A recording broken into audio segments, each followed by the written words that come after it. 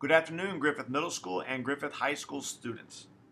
Today for advocacy, we're going to be looking at the concept of investing in yourself. By the end of this video, I would really like for you to understand what it means to invest in yourself. I'd like you to be able to recite a few examples that I provide for you and even possibly be able to discuss some of the steps that a student of your age could possibly do that would help you move forward in investing yourself and therefore your future.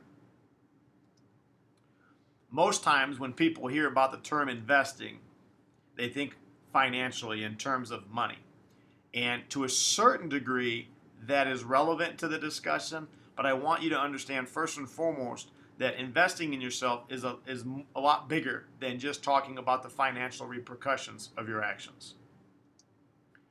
Really and truly, when you're thinking about investing in yourself, there's really three areas that we're going to focus on today. The first is developing your health, focusing on your fitness, your mental, your physical, your spiritual health to make sure that you are a balanced individual that makes good choices, that understands the repercussions of their actions, that thinks about other people. These are really good steps towards being a healthy person both inside and out. The second is networking. Networking is simply expanding your relationships, your quality relationships with the people around you. You're going to see as you go through life, a lot of opportunities that come your way are going to come through your network. These are people that respect you. These are people that know you well enough that they can vouch for you. These are people that are going to make you aware of opportunities that you might be interested as they come around. The third, which you're doing every single day here at Griffith, is focusing on investing in your own knowledge. That is working on your background of your education. That can be in school, but it really doesn't have to be limited to school. Those of you who are involved with athletics or in other academic endeavors after school, you are investing in yourself and learning the concepts of perseverance and teamwork and responsibility, aka being on time, showing up on a consistent basis, being reliable. Knowledge doesn't have to be book knowledge. There's a lot of different ways of growing your knowledge in our world. So really and truly, the first step to investing in yourself is you have to know yourself. And what I mean by that is this. When you're thinking about what you're excited about and what you're passionate about, it cannot be what your parents are passionate about or what your buddies are passionate about or what somebody else wants you to be passionate about. It really and truly has to be something that gets you excited. Sometimes it takes some searching to find out what that is. We can't always predict. This is why it's such a good idea to get involved with a lot of activities. You may have no idea that you are good at something or that you have something that you're passionate about if you don't expose yourself to it. So make sure that you try as many different experiences as possible. Go out for that team. Join that academic group. Join that club after school. Get involved in the YMCA. Get involved in positive groups. Communicate with other people and find out what they do for a living when you interact with adults. You never know what you're going to get excited about, but as you get to know yourself better, you're going to know what your passions are, and you're going to be able to point yourself in the right direction with the energy that you have. This is a great quote because I have found in my life and observing others, as you get older, and especially those of you who are getting close to graduation, one of two things happens. The future is coming. It really just depends on, are you controlling it or is it controlling you? I've seen a lot of people that have gone off to college or have gotten apprenticeships or pursued jobs that they were passionate about.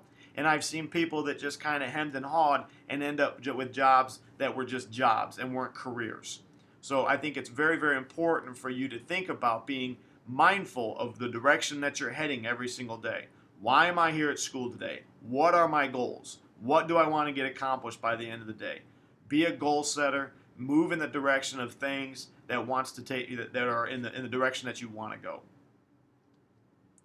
Kind of a side note of some of the traits that I think that are helpful is a perfect example. We are not born afraid of failure. If you have ever been around a toddler that is just learning to walk, what did you notice?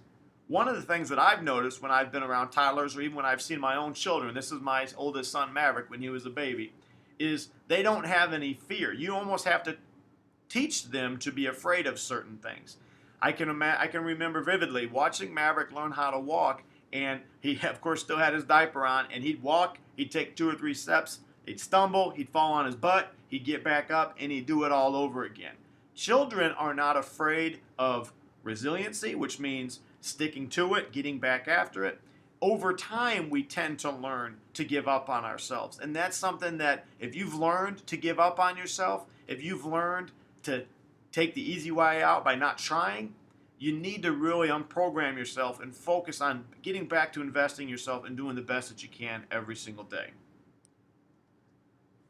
I'm going to tell you in the next several slides a story about perseverance. It's one that I observed firsthand. I think it's powerful because, number one, hopefully a lot of you can, or at least some of you can relate to it. And it's about somebody that maybe some of you have heard about, but it's just a single example of what I have observed in the area of perseverance that really is powerful and moving to me. Here's another great quote, and again, you're going to see the quotes that I put forth to you this morning, or this afternoon, excuse me, are very thematic. It's about hustling. It's about developing perseverance. It's about sticking to it. It's about finding your passion. It's about investing in yourself. Some of you may know that after graduating from Portage in 1994, I went to Valparaiso University. It was at Valparaiso University that I met a young man by the name of Bryce Drew. Bryce and I had several classes together along the way. And so he and I developed a nice little relationship. And beyond that, I worked in the athletic department, and Bryce was one of our Division I basketball players.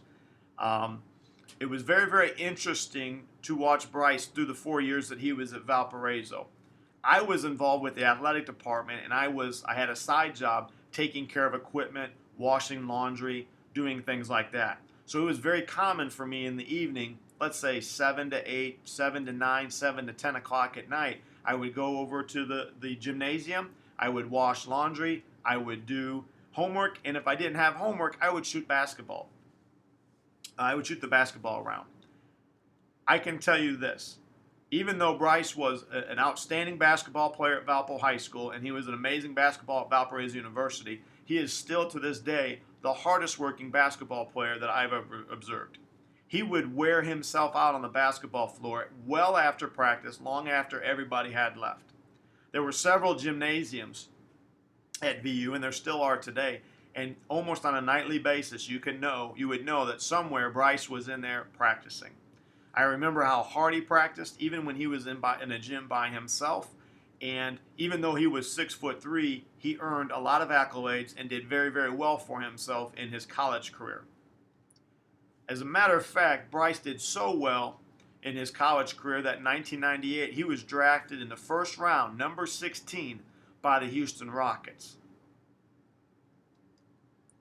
Bryce had a nice NBA career for himself. He played for 6 years. He played for the Houston Rockets, he played for the Chicago Bulls, and he also played for the then Charlotte Hornets.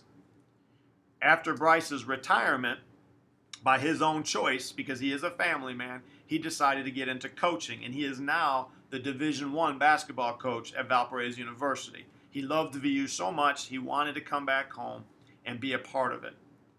What you do not see are the hours and hours, I would say thousands of hours of work that Bryce put into not only his physical ability to play the game, but also his knowledge of the game, and that's why he's so well respected. This is a man you're talking about making well over $100,000 a year, who's had opportunities to make a lot more than that in his life, but he knew what his passion was, he knew what he wanted to get done, and he's followed his dreams and worked very, very hard to pursue them. Because Bryce, I consider him a strong acquaintance and almost a friend of mine, I would tell you that it's been very, very powerful to observe his modeling over the years.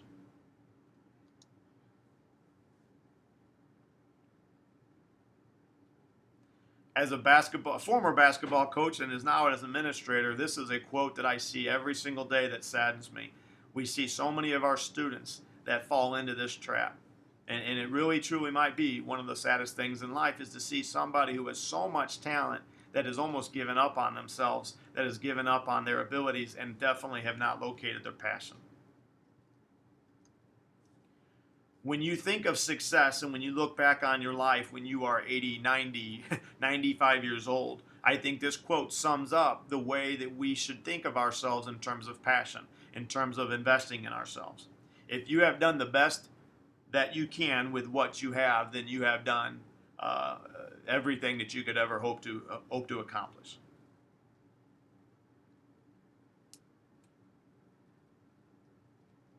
So let's talk about some quick steps. These are some ideas that I want you to walk away with.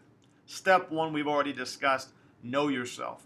Get in touch with knowing what you enjoy doing. It's simple as sitting down in your bedroom or quietly reflecting and thinking about what are you good at, what are your strengths, what have you exposed yourself to. Do you work on cars and maybe motorbikes at home? Are you good at working and getting the lawnmower working? Do you feel comfortable working on computers? Do you like working with your hands? Are you artistic? This is a great way of reflecting, getting to know yourself, getting to acknowledge what your passions are. Be on the lookout for strengths. Listen to people around you. If somebody gives you a compliment and says, "My God, you are great at working with hair," or "Man, I can't believe you got that, that dirt bike or that ATV running. You're really good with your hands," or "Hey, you are very artistic." Be on the lookout for these strengths. A lot of times we're hard on ourselves, and other people see our strengths before we do. Step 4. Once you know what your passion is, look for opportunities to invest in yourself. Look for opportunities, even if it means volunteering. If you love basketball, get in the gym. If you love being an artist, make sure you take as many classes as you can. Get involved in programs outside of school. Do that on your own as a hobby. Make sure that you are investing in yourself. Not only should you invest in yourself, but be mindful of communicating with other people what your goals are.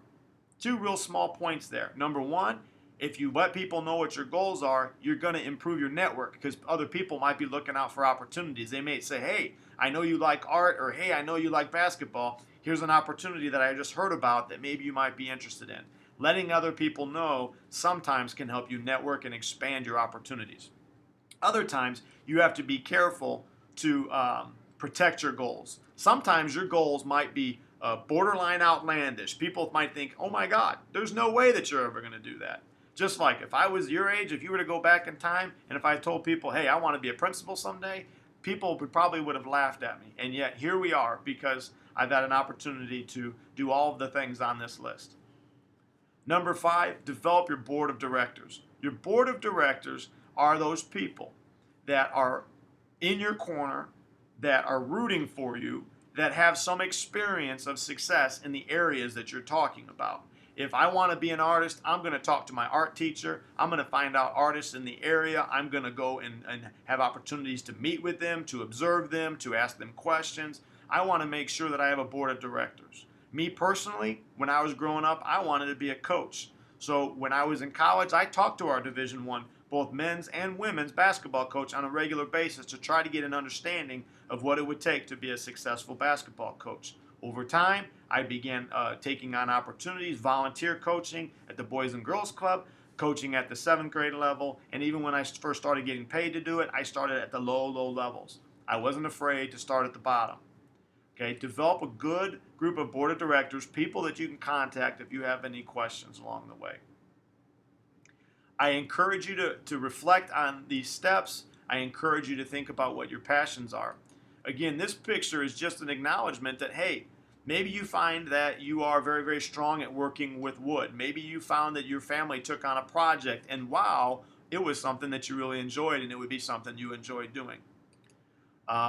This last picture is a guy by the name of Jesse James. One of the things that most people don't know about me is I really like motorcycles, and Jesse James has made a living building custom motorcycles. And I love the fact that his first motorcycle that he ever built was in his mom's garage. He started humbly, he has an amazing work ethic, and he's built a nice life for himself because he was willing to ask questions, he was willing to find people that were smarter than him, and he went after his dreams. To wrap up, Be on the lookout for your own strengths. Ask those around you that are honest with you. What are my strengths? What do you see I'm good at? Do you think there's anything that I could be good at as I get older? Look for opportunities. Don't be afraid to start at the bottom. Don't be afraid to start at the bottom. Those people that want to be great basketball players, a lot of times they started out at the end of the bench and they put a lot of time into it. A lot of times, if you look at those great artists, they started with stick figures or very, very low level art. It takes time. Okay? Develop your board of directors. And you know how they have those bracelets back in the day, and a lot of people still wear them, those "what would Jesus do" type bands. I want you to develop a kind of a mindset of your own of what would my board of directors encourage me to do? Okay? What would my board of directors do? If they see an opportunity, take the chance, have the guts, pursue it. This final quote kind of wraps up my feelings on the subject. It's by Thomas Edison. It simply says, opportunity is missed by most people because it is dressed in overalls and looks like work. The point is, if you are going to be passionate about anything, you need to pursue it, and it's going to take time. Anybody that was an expert on any subject now was a beginner at one point, and they pursued it with energy and with everything that they had. So I encourage you to think about investing yourself. I encourage you to push your passion, and I encourage you to remind yourself of why you're here every day, what you're pursuing, what your dreams and goals are, and where you're headed. Have a wonderful weekend, and as always, go Panthers.